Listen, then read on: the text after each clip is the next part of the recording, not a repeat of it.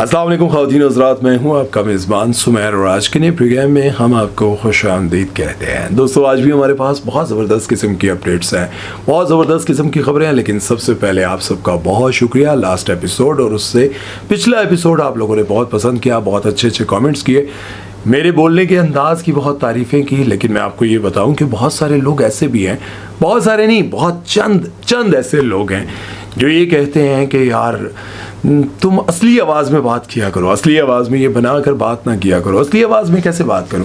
क्या हाल है जी, कैसे हैं आप? ठीक है। मेरा प्रोग्राम आपको कैसा लग रहा है? ये मैं आज आपको ये खबर देने जा रहा हूं, तो इस खबर के बारे में अब आप मुझे ये बताएं। 6 फुट का बंदा, इतना चौड़ा बंदा, यार मैं अपनी वो तारीफ़ नहीं कर रहा हूँ, मतलब मैं तो तारीफ तो हो ना कि मैं इतनी अच्छी पर्सनालिटी वाला, मैं कह रहा हूँ इतना बड़ा मुंह, इतनी बड़ी जिसामत, उस पर ये आवाज़ सूट करती है, या ये आवाज़ हो सकती है कि अस्सलाम वालेकुम, क्या हाल है आपकी? ठीक है, आप खैर? ये मेरी आवाज़ है और आप लोग इसको पसंद करते हैं, आप सबका दिल से शुक्रिया अदा करता हूँ। खैर, चलते हैं पहली खबर की तरफ और बात करते हैं लाला रुख के बारे में, जो कि इस उम्र में ऐसी अजीब व गरीब हरकतें करने लग गई हैं। मुझे समझ नहीं आ रहा कि सबसे पहले उनकी एज देखी जाए और उसके बाद उनका काम देखा जाए। देखें, अगर आप सितारों की बात करती हैं, रूहानियत की बात करती हैं, इन चीज़ों की बात करती हैं, तो फिर आप ये बातें कैसे कर सकती हैं जो बातें मैंने मेरे कानों ने सुनी, मेरी आंखों ने वो वीडियो देखी, तो मैं हैरान हो गया। खैर, सबसे पहले तो मैं आपको ये बताऊं कि पहले इन्होंने ये इंकशाफ किया था कि रजब भट्ट की शादी नहीं चलेगी, टूट जाएगी, ये वो टूट गई, ठीक है। उसके बाद इन्होंने अब आकर, इनको पता चल गया रजब भट्ट पर बात करूंगी तो कुछ ना कुछ चलता रहेगा, तो इन्होंने ये बात की कि अब रजब भट्ट की शादी सिस्ट्रोलॉजी में से जो बहनें हैं, 4-5 बहनें हैं मेरा ख्याल है, उनमें से किसी एक के साथ रजब भट्ट की शादी होने वाली है। हैरान कुन बात, ये बात उन्होंने क्यों की? मुझे यूँ लगता है कि इसलिए की कि ताकि ये बात जो है ज़रा और डिस्कस होगी। मैं इसको भी डिस्कस नहीं करना चाहता था, मैं तो वो वीडियो देखकर हैरान हुआ जब उन्होंने कहा कि रजब भट्ट क्या कमाल भट्ट है, और वो जिस लड़की को दिखा रहा था एक्सरसाइज में, जिसको सिखा रहा था, क्या उसकी बॉडी है, क्या उसकी जिसामत है। अगर मैं मर्द होता तो मेरी राल टपकने लग जाती उसको देखकर। और ऊपर से भट्ट क्या खूबसूरत भट्ट के साथ खड़ा था। ये जुमले ज़रा आप देखें और उनकी उम्र देखें। एक लड़की की भट्ट के बारे में बात कर रही हैं और साथ में ये कह रही हैं कि भाई भट्ट, खूबसूरत भट्ट के पीछे एक अच्छा भट्ट खड़ा था और भट्ट के ऊपर हाथ मारे। अब बहुत सारे लोग कहेंगे कि आप भी तो कह रहे हैं भट्ट। ओ भाई, जो मैं तो दसना ते है ए अम्मा जी दी उम्र देखो, जिनको रजब भट्ट ने कहा था कि मासियां बैठियां जड़ियां मेरे बारे गल कर दी माइयां, तो आप ये देखें कि यार ये अजीब सी बात नहीं है। कम से कम बंदे को अपनी एज का लिहाज होना चाहिए, अपने काम का लिहाज होना चाहिए, अपने कैलिबर का लिहाज होना चाहिए। कि मतलब आप क्या अजीब, मतलब आपके बच्चे नहीं हैं जो आपको मना करते होंगे, आपकी फैमिली नहीं है जो आपको कहती हो ये आप कैसी बातें कर रही हैं जाकर। खैर, मैं उम्मीद करता हूँ कि अगर आप मुझसे, मेरा आपसे रब्ता हो गया तो मैं आपके साथ एक पॉडकास्ट करूँगा। बदतमीज़ी नहीं करूँगा, लेकिन सवाल ज़रूर करूँगा आपसे, और फिर देखेंगे कि उन सवालों के जवाबात आप कैसे देंगी। खैर, ये खबर थी और इस बारे में अब आप लोग बताएं। हाँ, एक और बात जो कि मेरी नज़र से गुजरी वो ये कि लोगों ने ईमान को बड़ा ट्रोल किया 14 अगस्त पर। वो रेहान तारिक और नदीम नानी वाला और एक इवेंट पर मौजूद थी, तो लोगों ने कहा ईमान को रजब भट्ट के व्लॉग में आने से प्रॉब्लम था, लोगों के साथ मिलने मिलाने से प्रॉब्लम था, लेकिन आज वो इतने बड़े इवेंट में, इतने सैकड़ों लोगों में, जो कि टिकटॉकर्स भी थे, यूट्यूबर्स भी थे, सारे लोग मौजूद थे, वहाँ पर आने में उनको कोई एतराज़ नहीं है, लेकिन रजब भट्ट के साथ एतराज़ था। ये बात वाकई समझ में आती है। मतलब अब उनके यहाँ उनका भाई मौजूद है ना, वो टिकटॉक लाइव पे पैसे कमाता है, व्लॉग से पैसे कमाता है, तो बहन को बिठा के खिलाना चाहिए ना। तो बहन को क्यों लेकर आ रहे हैं? अगर रजब भट्ट पैसे के लिए अपनी बीवी को लाता था तो वो बेगैरत था, वो गलत था, बेशर्म था। तो फिर अगर भाई भी ला रहा है तो फिर भाई को क्या नाम देंगे? ये तो आपने बताना ना। रजब भट्ट नाल मेरा कोई लैंड देने ना, मुझे ऑन से कोई लेना देना है, लेकिन बात यह है कि जो चीज़ें सामने आती हैं वो फिर डिस्कशन में आती हैं। मैं रजब भट्ट को भी कहता हूँ भाई, ए जड़ियाँ बट्टा शटा ला के तू तुका के वीडियो बनाना है, शर्म आनी चाहिए यार, तुम्हारा एक कैलिबर है।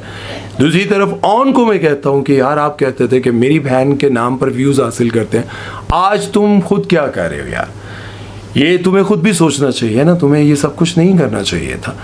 बहरहाल इस बारे में अब आप लोगों की क्या राय है कमेंट सेक्शन में ज़रूर बताइएगा। चलते हैं नेक्स्ट खबर की तरफ और बात करते हैं जिया अली और अयान अली के बारे में।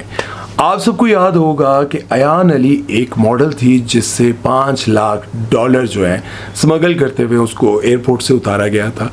ये ज़रा गौर से सुनिएगा। जिया अली इसके बारे में कहती हैं कि जब अयान अली मेरे से मिला करती थी तो मैं इसे कहा करती थी कि यार हाथ थोड़ा होला रख।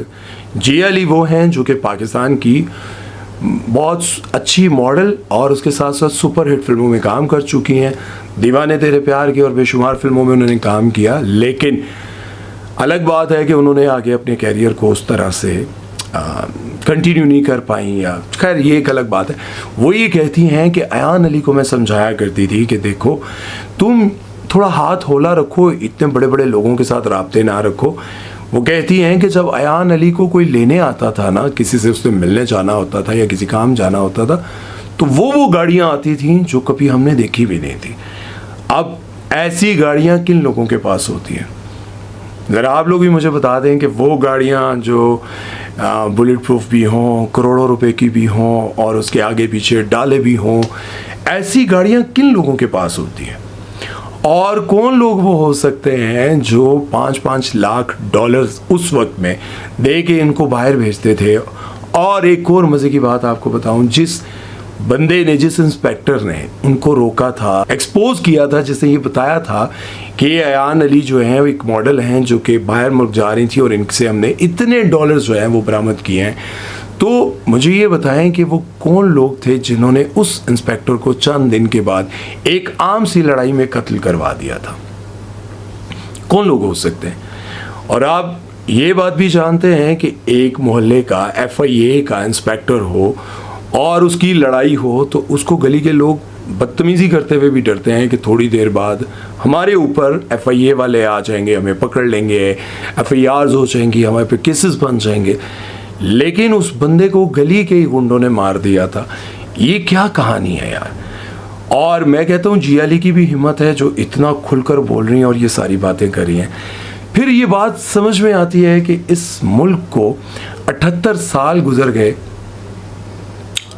कोई हाल नहीं हो सका हमारा। चाइना हमारे बाद आज़ाद हुआ, जापान में एटम बॉम्ब गिराया गया था, दुनिया में कितने ऐसे ममालिक हैं जो हमसे बदतर थे लेकिन आज हमसे बहुत आगे हैं, हमसे बहुत ज़्यादा तरक्की कर चुके हैं, लेकिन हमारी हालत ऐसी की ऐसी है यार।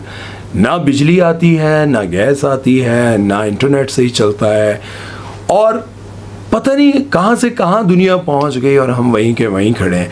खैर जिया अली ये कहती हैं कि मैंने अयान अली को उस वक्त कहा था कि ये जिन लोगों को तुम अपना समझती हो, सगा समझती हो, ये तुम्हारे सगे नहीं हैं और किसी के सगे नहीं होते। ये तुम्हें यूज़ करके ऐसी जगह फेंक देंगे जहाँ तुम्हें कोई देखने वाला भी नहीं होगा। देखें अयान अली केसेस भी भुगतती रही, कितने केसेस उन्होंने भुगते, और सब कुछ होने के बाद आज वो बिल्कुल गायब है, पता नहीं कहाँ हैं, जिंदा भी हैं नहीं है, किसी को कोई खबर नहीं है उनकी। तो बात तो जिया अली की बिल्कुल ठीक है, लेकिन मैं जिया अली को यही कहूँगा, जिया जी तुसी भी हाथ होला रखो, तुसी मैंने बहुत चंगे लगते हो, मैं नहीं चाहता कि तुसी भी किधरे फंसे हो। तो खैर बात जिससे मुल्क से मोहब्बत है ना, वो वतन के लिए बात तो करता है कि यार कौन लोग हैं जो हमारे खून पसीने की कमाई को निचोड़ कर बाहर ले जाते हैं, बाहर घर बनाते हैं, और आखिरकार वो लोग भी इस दुनिया से चले जाते हैं। उनकी आने वाली जो नस्लें हैं वो उनके नाम तक भूल जाएंगी और फिर वो घर, वो जायदादें, वो पैसे अकाउंट्स में पड़े हुए सड़ जाएंगे। और बहुत सारे ऐसे लोग हैं जो ढंग का खाना भी नहीं खा सकते, इतनी करप्शन करने के बाद भी वो ढंग का खाना नहीं खा सकते। क्यों? डॉक्टर से मना किया, ये नहीं खाना, ये नहीं खाना, ये नहीं खाना, ये नहीं, सिर्फ ऐ खाना है।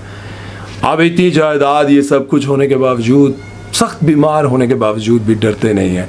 क्यों नहीं डरते? तो मुझे ये आयत फिर सही समझ आती है कि वाकई अल्लाह जिसे चाहता है फिर उसे गूंगा, बहरा और उसके दिल पर एक पर्दा डाल देता है जिस पर कोई बात, कोई असर ही नहीं करती।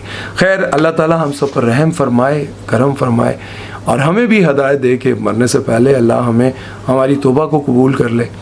ताकि वहाँ जाएं तो वहाँ तो सुख की ज़िंदगी गुजरे। खैर चलते हैं नेक्स्ट खबर की तरफ और बात करते हैं इमरान अशरफ की एक्स वाइफ किरण इशफाक के बारे में, जिनकी आजकल बहुत सारी वीडियोस तस्वीरें वायरल हो रही हैं और उनको देखकर लोग उन पर बड़ी तनकीद, गालियाँ, बुरा भला सब कुछ कह रहे हैं। आप क्यों कह रहे हैं ये ज़रा गौर कीजिएगा। सबसे पहले तो मैं आपको ये बताऊं कि इमरान अशरफ के साथ जब इनकी शादी हुई तब ये एक एक्ट्रेस थी और टीवी पर काम करती थी, बहुत अच्छी और बड़ी एक्ट्रेस नहीं थी, लेकिन बीरू की आवाज़ आ रही है, उसको इग्नोर कीजिएगा। वो अंदर आना चाह रही है तो उसको आने नहीं दिया जा रहा। खैर किरण इशफाक भी शोबिज़ इंडस्ट्री से रिलेटेड थी, फिर इमरान अशरफ के साथ उनकी शादी होगी। शादी के बाद इमरान अशरफ ने उनको शोबिज़ इंडस्ट्री में काम नहीं करने दिया, ज़िंदगी अच्छी गुजर रही थी, लेकिन फिर अचानक से ये खबर आती है कि इमरान अशरफ ने अपनी वाइफ को तलाक दे दी, उन दोनों के रास्ते अलग हो गए। काफ़ी अरसे तक खामोश रहे, लेकिन फिर अचानक एक दिन किरण इशफाक ने अपनी शादी का फैसला किया और कुछ तस्वीरें लगाईं। तो उसके बाद पता चला कि लोगों ने जब उन तस्वीरों को देखा तो कहा कि अच्छा ये वजह थी कि आप इमरान अशरफ से तंग थी। तो फिर उन्होंने भी बोलना शुरू किया। लोगों ने सबसे पहले किरण इशफाक को छेड़ना शुरू किया। अच्छा ये सब आप करना चाहती थी, ये आपकी ख्वाहिशात थी। और हैरान कुन बात ये थी कि तलाक के कुछ ही अरसे के बाद, मतलब बहुत कम अरसे में उन्होंने शादी कर ली थी। खैर उस शादी के बाद जब लोगों ने उन पर तनकीद करना शुरू की तो फिर उन्होंने बातें खोलना शुरू कर दी कि इमरान ऐसे थे, इमरान वैसा था, इमरान ये था वो था, जो भी बुराइयां वो कर सकती थी वो करती रही, लेकिन इमरान अशरफ ने उनके बारे में कभी कोई बात नहीं की। ये अक्सर कोई ना कोई बात करती रहती थी। अभी इनकी कुछ जो तस्वीरें और वीडियोस वायरल हुई तो लोग ये लिखते हैं, मैं आपको ज़रा पढ़कर सुनाता हूँ और फिर वो आगे से क्या जवाब देती हैं ये भी आपको बताता हूँ। बस ये अयाशी इमरान नहीं करवाता था, ये दाऊद ने लिखा। उसके बाद किरण लिखती है, जिनसे मेरा ताल्लुक़ नहीं उनका नाम ना लिखे मेरी प्रोफाइल पर। इसके बाद एक और अबीहा है जो लिखती हैं कि अब समझ आया, बिल्कुल ठीक किया इमरान ने। तो उन्होंने कहा कसम से, हाँ कसम से बिल्कुल ठीक किया, क्योंकि जाहिर है कि ये जो लिबास और ये जो चीज़ें हैं जिस तरह से वो घूम फिर रही हैं, ये सब इमरान अशरफ के साथ रहते हुए उनका नहीं नज़र आता था और नहीं कुछ ऐसा देखने को मिलता था। इसके साथ साथ मुझे एक और कमेंट पढ़ने को मिला जिसमें ये लिखा था कि ये अशियाँ, ये हरकतें, ये वल्गैरिटी इमरान नहीं करने देता था, इसीलिए उसने तुम्हें छोड़ा। इस तरह की जब बातें लोगों ने लिखी तो उस पर उन्होंने कहा कि भाई देखो अब मैं शादी कर चुकी हूँ, मेरी एक बच्ची हो चुकी है, मैं मूव ऑन कर चुकी हूँ, आप लोग भी मूव ऑन कर लो। तो बात ये मैं कहना चाहता हूँ कि देखें अब उनकी शादी हो गई है, वो जैसे मर्जी जिए, जो मर्जी पहने, हमें नहीं कहना चाहिए यार। हमें क्या ज़रूरत है कि इमरान, बस छोड़ दिया इमरान ने, इन्होंने इमरान को छोड़ दिया, इमरान ने इनको किरण को छोड़ दिया, ख़त्म होगी बात यार। क्यों बार बार आप लोग जो हैं उनको उनके साथ जोड़ने की कोशिश करते हैं? नहीं करना चाहिए भाई। उनकी ख्वाहिशात ही मैं ऐसे जीऊँ तो भाई जी रहे हैं। इमरान अशरफ की ख्वाहिशात ही कि मैं ऐसे नहीं जीना चाहता, नहीं जिए, तो बस अलग हो गए, नहीं बनी, ख़त्म हो गई यार। क्या ज़रूरत है कि किसी की ज़िंदगी में इस कदर घुसने की? नहीं अच्छी लगती मत देखें, ना लाइक करें, ब्लॉक कर दें। अच्छा ज़िंदगी में कितने लोग हैं यार जो अच्छे नहीं लगते। आप यकीन करें मेरी ज़िंदगी में कुछ दोस्त ऐसे थे जिनके साथ मेरा उठना बैठना, खाना पीना सब कुछ था। मुझे लगा कि यार ये मेरे साथ बैठकर मेरे खिलाफ, मेरे बारे में इस तरह की बातें करते हैं।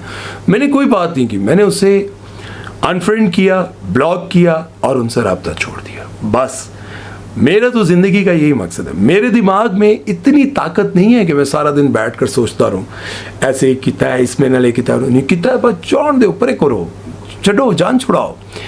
और जो आपकी इसके बावजूद जान ना छोड़े, साथ जुड़े रहें, उसके बावजूद आपकी जड़ें भी काटते रहें, ऐसे लोगों को फिर मुंह पर कहो कि तुमने ये किया, ये किया, ये किया, ये किया, इसलिए मैं तुम्हें अच्छा नहीं समझता और ना ही तुमसे ताल्लुक़ रखना चाहता हूँ। इस वीडियो के इख्तिताम पे मैंने आपको एक मैसेज दे दिया है, ये समझें और ये जो छोटी सी ज़िंदगी मिली है इसको खुशियों के साथ गुजारें। जो लोग तंग करते हैं उनसे दूर हो जाएं, कोई ज़रूरत नहीं है उनकी प्रोफाइल देखने की, उनके बारे में जानने की। जाओ, दफ़ा हो जाओ, परे हो जाओ, जान छोड़ो। खुश रहो, रहे खुश रहने दो, अपना ख्याल रखिएगा, दुआ में याद रखिएगा। सुमैर चौधरी को दीजिए इजाज़त, अल्लाह हाफ़िज़।